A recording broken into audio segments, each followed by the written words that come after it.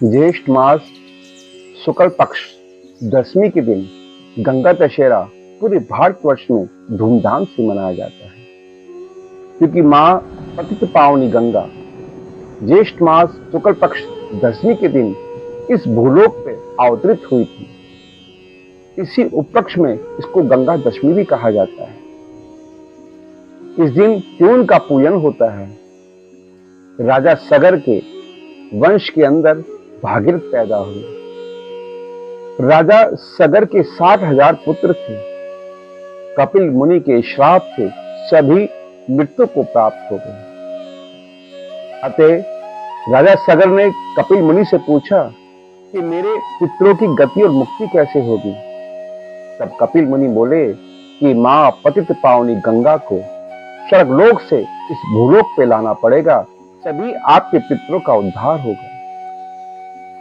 राजा सगर तपस्या में लीन हो गए। इस प्रकार उनके वंश में 7वीं पीढ़ी के अंदर भागीरथ पैदा हुए। भागीरथ ने भी हिमालय पर्वत पे अंगूठे पे खड़े होकर 5,000 वर्ष घोर तपस्या करी, जिससे मां गंगा बड़ी प्रसन्न हुई। मां गंगा ने कहा कि भागीरथ तुम क्या चाहते हो। भागीरथ ने कहा मां, मैं आपको इस भूलोक पे ले जाने के लिए आया हूं, जिससे मेरे पितरों का उद्धार हो सके। मां गंगा ने आने के लिए मना कर दिया कि भागीरथ, मैं इस भूलोक पे नहीं आ सकती, क्योंकि मेरा वेग बहुत तेज है, तीव्र है। इस धरती को खंड खंड कर दूंगी। अतः गंगा मां ब्रह्मा जी के कमंडल में जाकर छिप गई। तब भागीरथ ने ब्रह्मा जी से प्रार्थना करी। मां गंगा ने कहा भागीरथ, मैं पतित पावनी हूं, मैं स्वर्ग में निवास करती हूं। इस भूलोक पे सभी पापी लोग रहते हैं और मेरे गंगा में स्नान करके मेरे को अपवित्र कर देंगे। और मेरा वेग बहुत तीव्र है, ये धरती मेरे को संभाल नहीं पाएगी, मैं पाताल लोक में चली जाऊंगी। अतः तब भागीरथ ने भगवान शिव से आराधना करी, उनसे प्रार्थना करी, उनका पूजन किया। तब भगवान शिव ने भागीरथ के आराधना से, पूजन से प्रसन्न होकर मां गंगा पतित पावनी को अपनी जटाओं में समा लिया।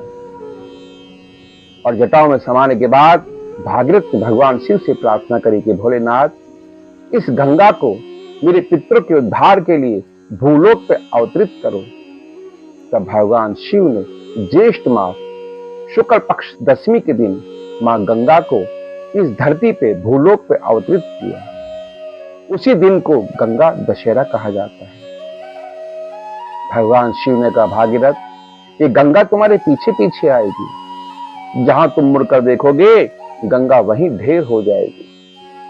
तब भागीरथ मां पतित पावनी गंगा को गोमुख से लेकर और कपिल मुनि के आश्रम तक पहुंचे और मां गंगा ने उनके पितरों का उद्धार किया, और जिससे पितृ भवसागर से तर के वैकुंठ लोक की प्राप्ति कर ली। इसलिए उस दिन से आज तक इस गंगा को दशमी के दिन सभी को गंगा में स्नान करना चाहिए। गंगा में स्नान करने के बाद गंगा का ध्यान करना चाहिए, गंगा का पूजन करना चाहिए, जिससे हमारे जन्म जन्मांतर के पाप समूह नष्ट हो जाते हैं, क्योंकि गंगा पतित पावनी है, सबके पापों का उद्धार करने वाली है। भक्तों, कहते हैं कि मृत्यु के समय अगर हमारे मुख में एक बूंद भी गंगा जल मुख में आकर गिर जाए या डाल दिया जाए, जिससे हमारे बाल अवस्था, किशोर अवस्था और वृद्ध अवस्था के समूह पाप नष्ट हो जाते हैं। जिस प्रकार अग्नि रुई को जलाकर ढेर कर देती है, उसी प्रकार गंगा का आचमन करने से हमारे समस्त पाप नष्ट हो जाते हैं और अंत में हमें वैकुंठ की प्राप्ति होती है। मरते वक्त भी अगर गंगा का हम आह्वान कर लें, गंगा का ध्यान कर लें, तो भी हमारी गति हो जाती है। और मरने के पश्चात हमारी हस्तियों को अगर गंगा के मध्य में डाल दिया जाए, जब तक हमारी हस्तियां गंगा जल में रहती है, उतने वर्ष तक हम वैकुंठ में वास करते हैं। तो सोचिए, गंगा कितनी पतित पावनी है, सब समूह का पापों का उद्धार करने वाली है।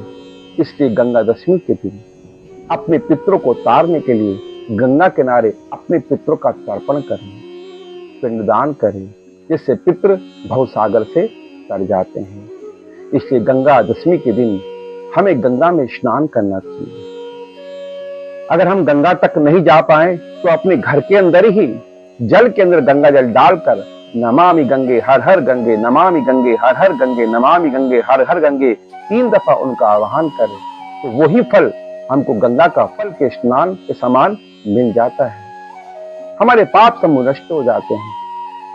गंगा दशमी के दिन घड़े के अंदर जल भर के गंगा जल डालकर खरबूजा, पंखा, फल, चीनी, दूध आदि का दान करना चाहिए, जिससे पितृ बड़े प्रसन्न होते हैं और पितरों का आशीर्वाद परिवार में रहता है, जिससे धन, धान, आरोग्य, संपदाओं की प्राप्ति होती है। इसलिए भक्तों, गंगा दशमी बड़ी पावन तिथि है। माँ गंगा का आह्वान करना चाहिए, माँ गंगा का स्नान करना चाहिए और माँ गंगा का नाम का दान करना चाहिए। समस्त पाप समूह नष्ट हो जाते हैं और पुण्य फल की प्राप्ति होती है। पितरों का भी भव सागर से उद्धार हो जाता है और गंगा जहां होती है उसी स्थान को पतित पावनी कहा जाता है। इसलिए हर पूजा कार्य में हम लोग गंगा का आचमन करते हैं, गंगा जल घर में छिड़कते हैं, घर में गंगा जल को रखते हैं और गंगा जहां होती है वही महाकुंभ लगता है। साधु संत महात्मा उसमें स्नान करते हैं। माघ के महीने में भगवान शिव, विष्णु, ब्रह्मा भी प्रयाग में आके गंगा में 1 मास तक स्नान करते हैं। इसलिए गंगा हमारे जीवन का एक उद्देश्य है, हमको तारना, हमको मोक्ष देना, हमको वैकुंठ की प्राप्ति देना।